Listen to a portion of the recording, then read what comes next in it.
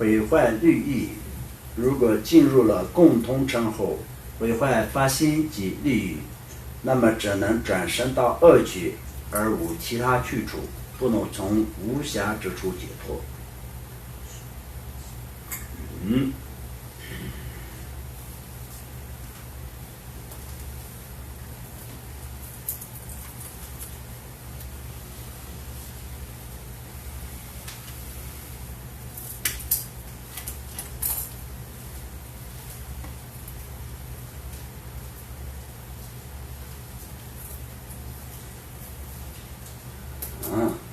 那么这些方面来说到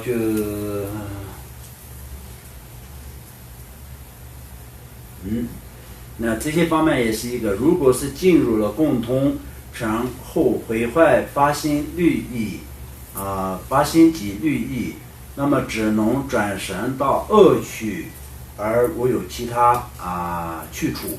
那么这个方面来说到，我们所讲的就是前面也所讲过，因为我们已经进入了这个大乘佛教的这个修行的这样的一个道路上，那么在主持戒律是非常重要的。那么在对每一个人的戒律来说的话，就是有自己所主持的所有的戒律呢，就必须得要主持清净，不然的情况下，我们没有任何的能够可以基础继续修善功德的这样的一个基地，也是基础。因为所有的那个戒律都是基础，没有基础的情况下，我们没有办法修持任何的功德尤其是我们在这个作为一个密乘的金刚乘的一个这样的一个修持者来说的话，那么金刚乘的一切戒律是非常重要的。那当然今天我们在这里听课的所有的居士们来说的话，那当然知道自己首先受了什么戒律，那么这个方面是不能毁坏的。如果是只是一个人只是受了那个皈依的戒律，那么皈依戒律当中来说的话，现在的那个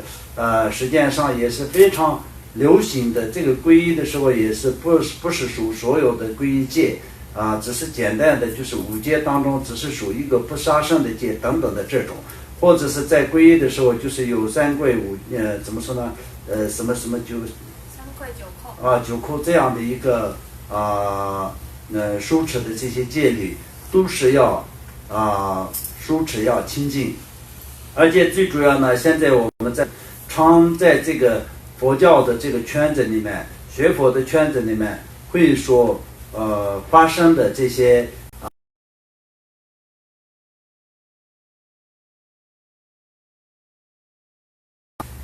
怎么说呢诽谤，还有弟子跟弟子之间的那种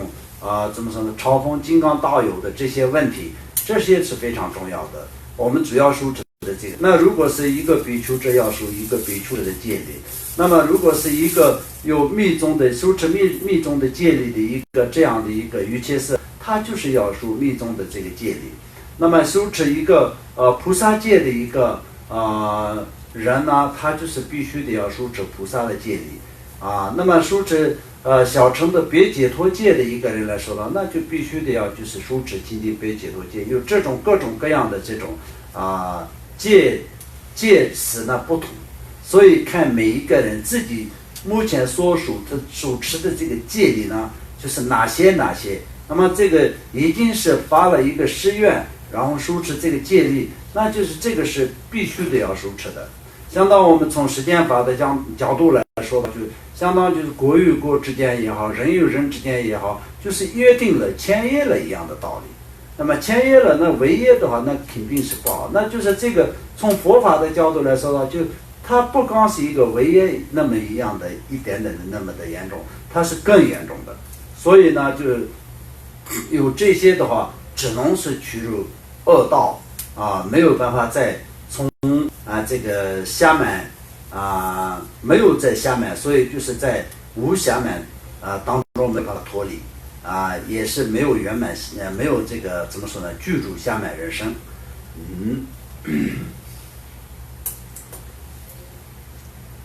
施毁试验，如果进入了密乘后，以上师和金刚道友为对境而施坏三昧业，则损坏自他，从而断绝了成就的缘分。所以这个方面就是金刚乘方面的。那么这些方面来说，我们今天讲最简单的这样的话，就是自己目前所修持的这些戒律，而且这共同来说到就是，那么就是菩提心，对所有一切众生的菩提心不能没有。如果是你没有菩提心的情况下，那么你作为一个在菩萨城的那么大乘菩萨城的一个弟子来说的话，那么在一切戒律的根本就是菩提心。对众生失去了菩提心的时候，那就是你的戒律，其他的戒律就没有用的，也是没有。所以这个方面来说的非常重要。我们今天呢，就是在这里就是要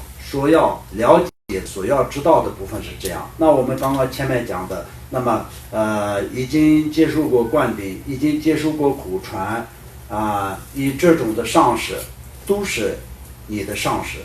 那么对上师们做任何的回谤感，做任何的从内心当中，不要说是从行为上，从内心当中有一些的，我的上师有些什么什么什么上师有些不如法，或者什么什么上师有些什么什么，有这种的想法的时候，都是必须的要马上忏悔。对金刚师兄也是一样，对金刚那个怎么说呢，师兄或者是对佛法对传承有任何一点这种想法的时候，那么必须得要马上忏悔的。那么这种想法会不会产生？那肯定会产生的，因为众生的内心是有烦恼重重，所以没有去解除这些一切烦恼之前，因为你都没有这个成就之前，都是一定会有这种一切各种各样的想法。那么因为有各种各样的想法，所以我们今天在课本里面也是会产生这些我们要注意的这些事项，相当也是学习，就是我们要所注意我们自己的改变我们自己的行为的这些事项，所以我们必须得要知道。那有产生这些不好的这种念头的时候，那要知道这也不是什么不正常的事情，因为是一个众生，所以非常正常的。那我们因为是一个众生，所以非常正常的事情都可以做吗？那当然不行，因为我们是一个佛教徒，我们是要继续做众生，我们要成为佛，所以我们很多的所谓的正常的也是必须得要改变，因为我们实践人所谓的正常，或者是我们众生的一个正常的行为都必须得要改变。我们改变成为就是一个能够达到一个佛的条件，一个菩萨的条件相当也可以这么讲所以呢，就我们有任何的这种想法的时候我们就一定要知道，今天看到一个金刚道友的一些不如法的行为感他的一些不好的行为的时候，马上要知道，因为自己众生，所以会看到这些。今天他的一切的行为跟他的一切的过错，如果是菩萨看，那不是这样的，会理解的。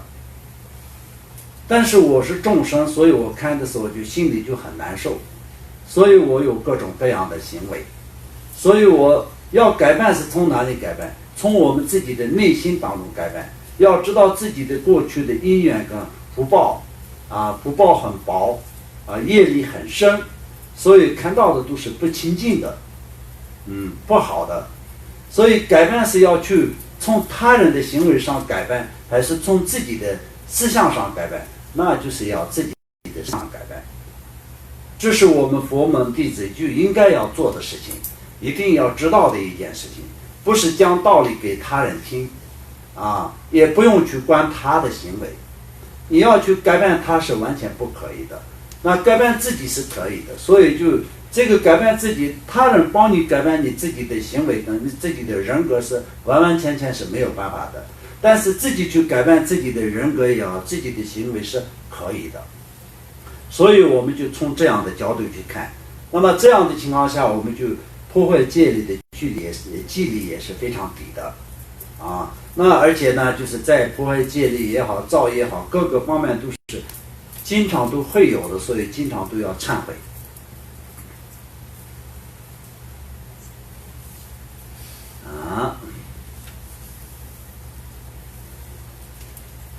上述8种无暇远离神道，成为熄灭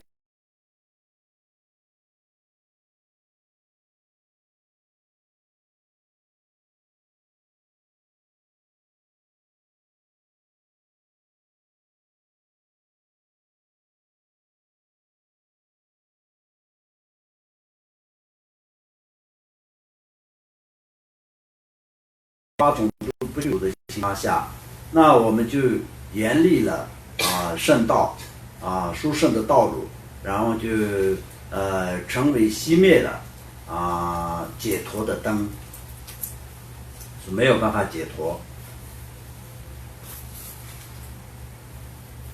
如果没有善加观察这16种无暇，那么这个部分是非常重要的，我们自己就非常非常的善加的关系，因为这个16种也是一个一个的。今天听完课以后呢，就回去好好的打开课本，一个一个的把它作为记录，然后把它分成为就是每一个是哪一项，每一个是哪一项，这样好好的去分析，好好的去看，然后就是内心里面要记下来，然后记下来使用。使用在什么时候？使用到没有获得菩萨果位之间都是需要的，不是说考试完了就好了，不是这样的。平常的一个学习的是你考试好了基本上就已经过关了，但这是不行的，不是这个样子的。在当今着实之中，虽然居住下面和修法的形象，但也只能是像法座上的法王、伞盖下的上士、深山中的苦行者、原有各地的实事者等一样，自以为贤善，实际上也被这些无暇之因所控制。虽然表面上修法，但终不能趋入正道这个方面来说的，我们前面所讲的一切的这些，就内心当中就不具足这些条件的情况下，那么就看起来从表面上都是修行人。那么他在一个是法座上的一个大法王也好，在伞盖下的一个殊胜的上士也好，那如果是在森林当中就是苦修的一个行者也好，或者是什么样子的修行者，无论是什么样，我前面所跟你们讲的，像比如说今生的我们应该也不会再改其他的信仰，放弃佛法。但刚是这样，善不善是一个如法的修行者，那就很不好说，因为必须得要我们具备下面人生。那么下面人生来说的话，也是真正的讲的话，就是这么的难得，而且是这么的难有这种维持到长久的一个这样的一个事情。所以这个方面我们就用什么方式来能够圆满？要思维，好好的思维，先学习，一跳一跳的学习，学好了以后好好的思维。有一项没有具足的时候，那又严重到什么样子？必须得要知道这个它的利益坏关系然后如果是具备一切的时候，有什么样子的利益感？没有具足一项的时候呢，就有什么样子的坏处？这些都必须得要知道。这里面所讲的就是非常清楚，具足一切的时候就会解脱它的怎么说呢？利益就是这样的。那如果是缺少一项的时候呢，就没有办法趋入正道，也是正道也好，什么也好，反正就是没有办法解脱，所以就严重到这样的一个地步。所以就这些呢，就是平常我们修是什么？修就是这样不要以为修就是拿着课本一直不断的念就是修吗？那当然也是，但是真正的修是什么？长期要思维长期思维，长期改变自己的内心，这才是真正的修。无论你在任何地方都没有关系，主要是要好好的修这就是这样。很多人说要不要学法我现在时间很忙工作什么什么什么，没有什么修法的时间。那就很多人认为来说的话，就只是坐下来一个地方，拿着这个怎么说呢，经书一直念才是修，或者是坐下来不动的一直打坐就是修，有这种的概念。当然这些都没有错，但也是比这个更重要的是长期自己的内心当中，不严厉羞耻。不严厉羞耻是什么？观察自己的内心，观察世间轮回的这种真实的一切事情，然后从中要得到真正的这种对世间轮回的严厉心跟处理心，才是有力量可以修。时间也会给你的，那个时候真正的有得到处理心，时间是有可以修持的时间，任何时间都可以修持，不需要特别就是一个时间，就是今天是你给你一个修行的时间，不是这样的。所以这个方面是大家必须得要知道，很重要的。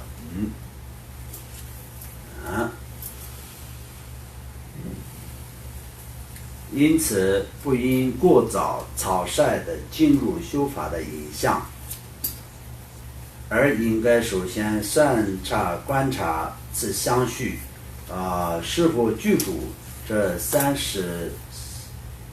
种圆满暇满的自心。如果已具足，以身体欢喜心，并且再三观修，诚心思维，如今已获得如此难得的暇满人生，不以空耗，而应尽力修持正法。如果不具足这些暇满，应想方设法的使自己具足，随时随地都应律例精进观察自相续是否具足此等暇满之功德。若为如实观察，假设这些功德中仅有一个不具足，则不会有真实修持正法的缘分。仅仅盛饭就是仅仅盛饭，时间一件平常的小事，也需要许多因缘起聚合，更何况永久的计划修持正法，怎么会不需要许多因缘起聚合呢？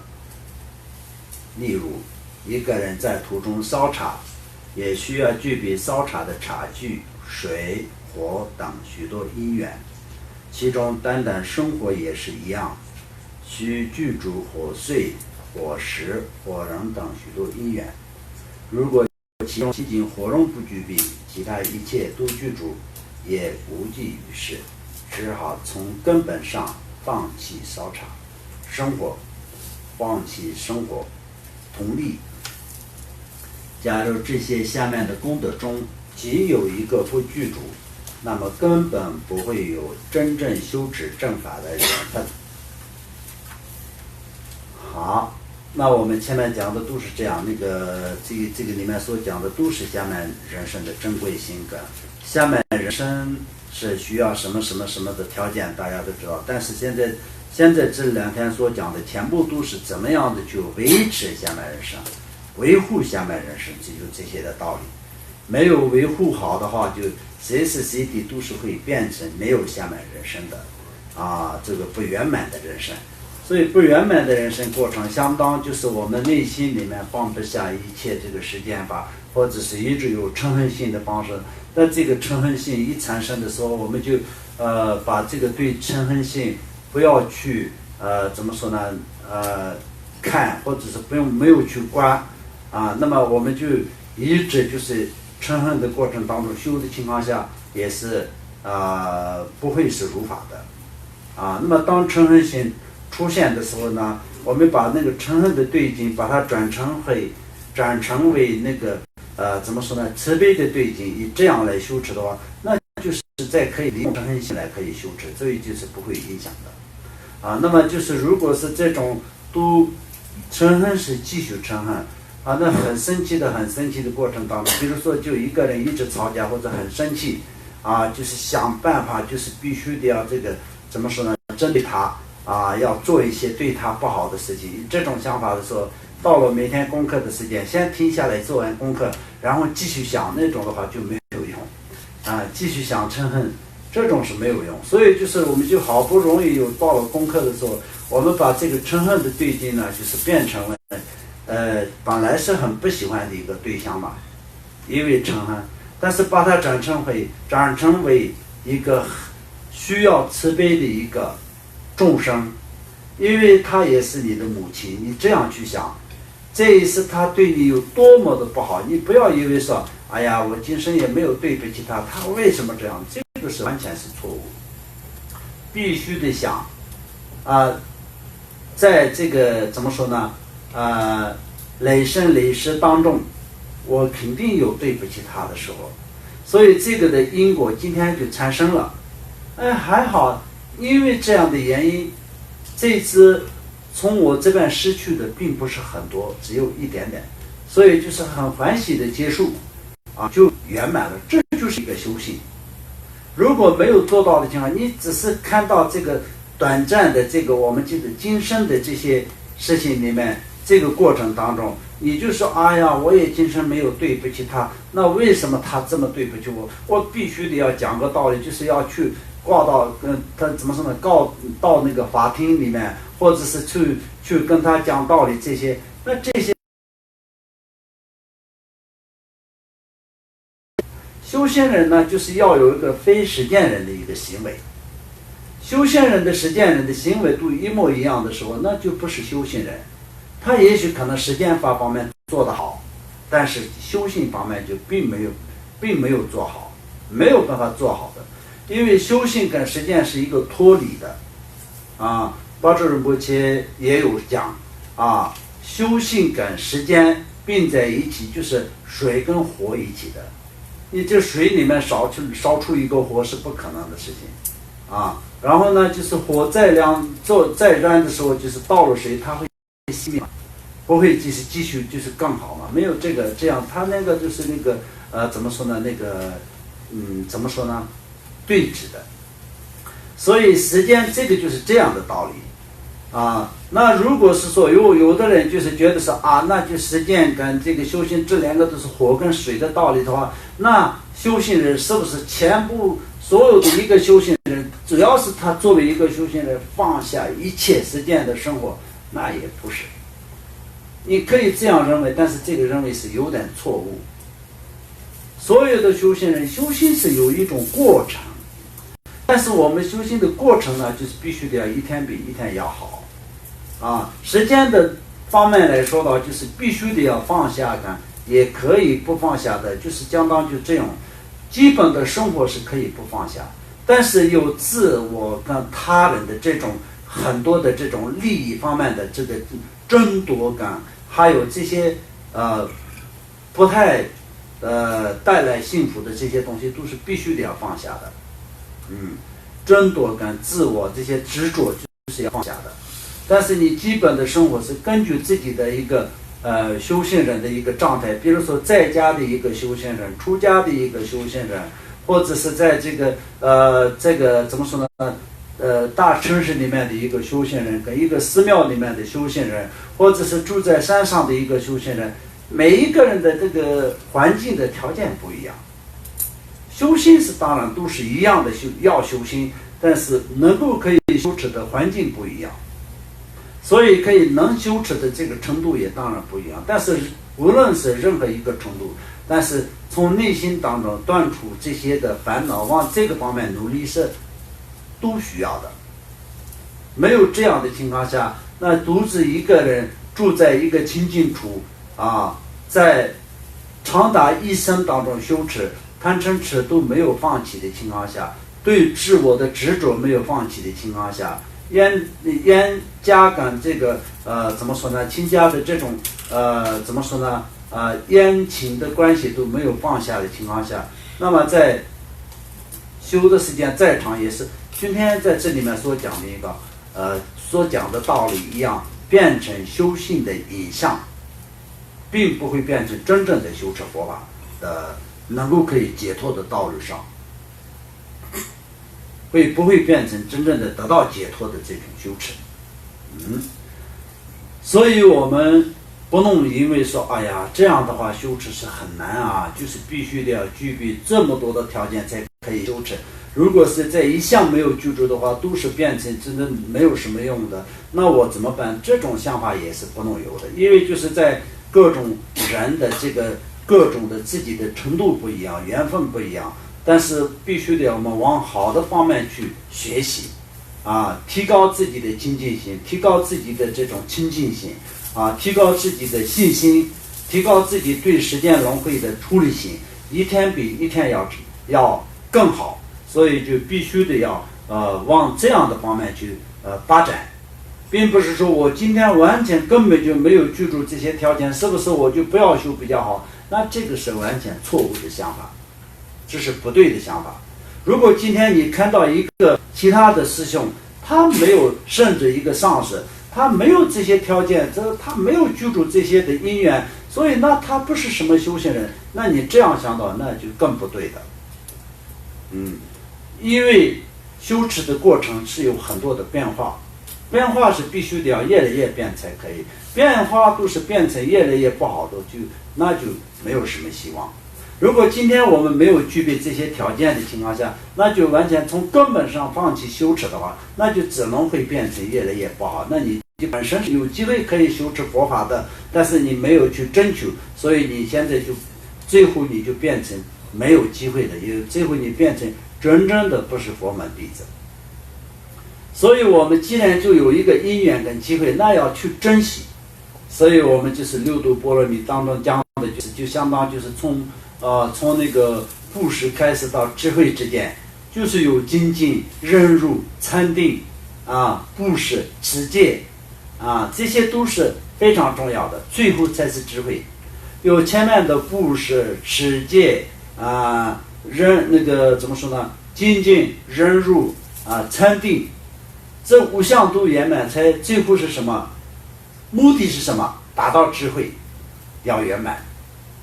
所以就都没有圆满，从布施都没有去开始做的情况下，怎么可能会得到智慧的这个般若没有办法嘛。所以一种过程它都是一种过程，一点一点一层一层的上去。所以我们就这些看到有需要这么多的条件，那很难，这也不能想。当然需要这么多的条件，我们今天做个实践的任何一个事情都是具备很多的因缘跟条件嘛。所以不具备任何一项的话，我们的实践的一个小小的事情也做不到。就像从这个课本里面所讲的一样，一个人想要途中生活一下，生个火都是需要这么多的因缘缘起才是可以具备